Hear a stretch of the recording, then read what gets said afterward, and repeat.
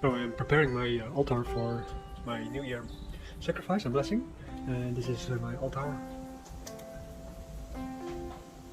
There are a few technical things about Tai Chi Chuan, meditation, Qigong, Chinese medicine, daily life that we almost never talk about. At the moment when we start the ritual, we first open up the two fires, the left and the right, which is the mysterious fires of mysterious origin of the yin and the yang, and we ring the bell to activate the ceremony. Then we have different sacrifices. We have rice, actually it's grains. We have oranges, especially for the new year, but anyway, always oranges is good. We have the ting for the three-legged pot to sacrifice towards the water god, the earth god and the heaven god. Then there's going to be water, and there's going to be tea. There's flowers here, red flowers, because it's a new year, and these flowers are going to be given away after the sacrifice and stuff like this. And then there's of course Chun Wu, who is guarding the whole ceremony, and this is in the mid-level heaven, you can say, or in the high heaven. And then in the upper high level, this is where the San Qing is, and this is a vertical altar. This purely has to do with the fact that well, there is no space really for a large horizontal altar, and that's basically it. But today we're going to take a topic that is very essential in all kind of training, and that is mostly overlooked by Westerners, naively enough. That is actually of prime importance. Many students who come to my classes, they say, like, why do you pay so much attention to peripheral viewing, and why is it so important in so many different kind of meditations, like within the body meditation, for instance, and you use it also in your Tai Chi Chuan and when you do applications, and then a whole story comes. And this movie is a little bit about that story too. And for this we have to ask ourselves a few questions.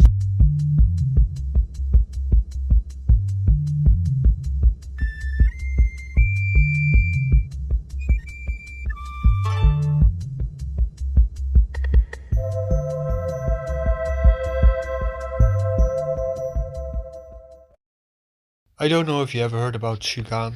He's a Han Dynasty philosopher, legalist, basically. He's very influential in Korean philosophy, for instance, because he is very strict in his rules and his principles and stuff like this. And one of the things he talks about in his basic work, which is called Balanced Discourses.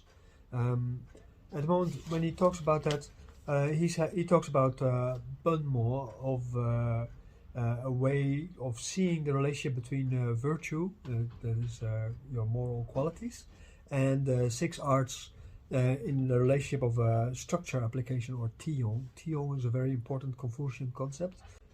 He compares the arts with the leaves of a tree, and then the wude, the inherent virtues of being humane and so on, as the root of the tree, or that actually the tree itself, you can say.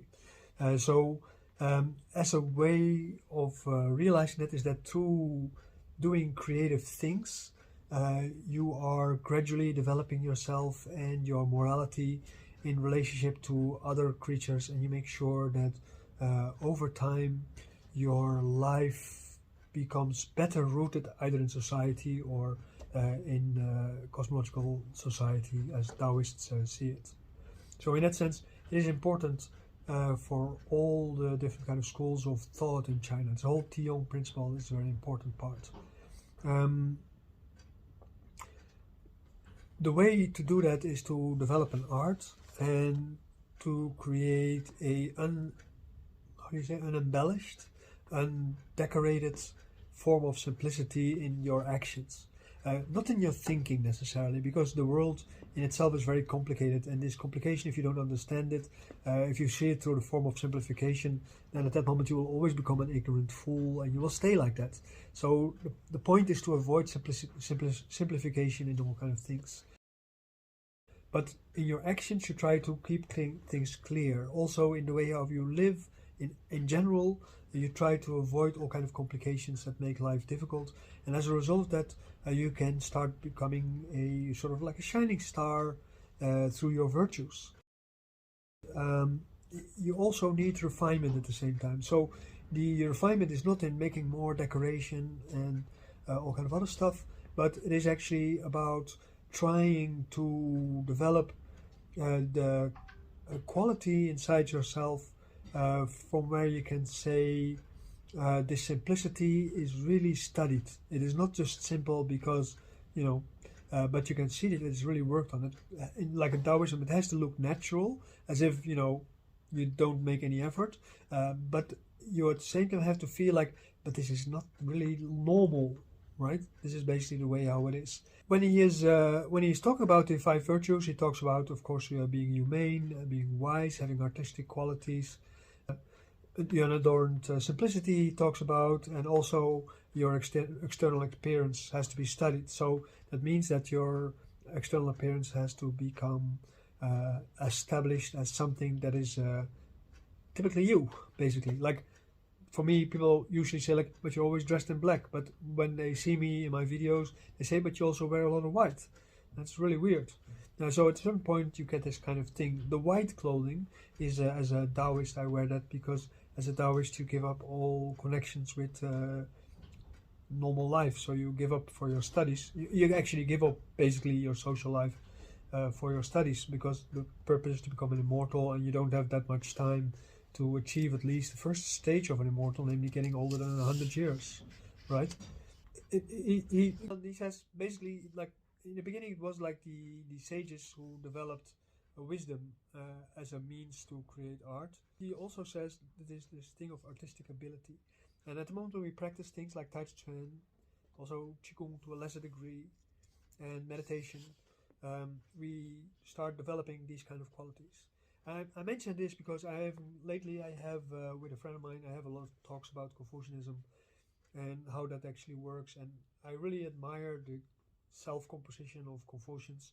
They can be very composed and they can be very concentrated, and I enjoy also watching programs where that plays a role, where actors are trying to play a real Confucian, because you can really see like they lack that quality, but they really try to make it look like what it actually is, and some actors actually have that quality, so they can do it very well, and then, you know, they don't really have to act anything or like that. Anyway, the thing is though, like in Taoism, for instance, we talk about all the actions of a person has to become underpinned by understanding, by Tre Dao, and but also by the artistic qualities of being the creator of the action, that you're fully present in the action. And one of the reasons why I always loved watching my teacher, Sifu Yao Xuan De, and I don't have the same feeling with my brothers, is because he has this quality where you can really see like, okay, everything is very simple, simple and studied at the same time, and it looks like natural, and it has a particular kind of quality. So I always ask people when they look at my form if they can see something of his quality inside my form. I never ask if they can see quality like all my brothers. I can do the agility and stuff like this because this is also what we teach in the Wudang Fitness. But especially in my forms, I think it's very important to do like that. And this form that I have in this video is basically a compilation of a few moves that I really like in Tai form, in the old style Tai form, and not in the modern style Tai form, which is much more focused on the simplification of movements and the unity between all the different aspects of the moves. The thing that Gan asks himself is that when people perform art, right, like when we are practicing Tai Chi Chuan or meditation, or we're making writing Chinese characters, or writing a form of Western script or calligraphy or something like this, is that because there's wisdom in people's heart, or is it that because of performing art we are being refined so that we can find the natural patterns inside ourselves through which we can say, okay, really, we are really getting to become wiser because of our practice? Are we getting better people because of our practice?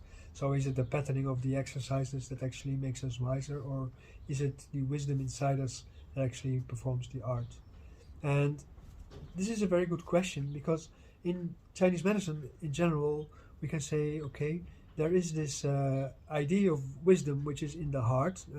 The heart is like the receptacle. The character of heart is like a mirror in which impressions come.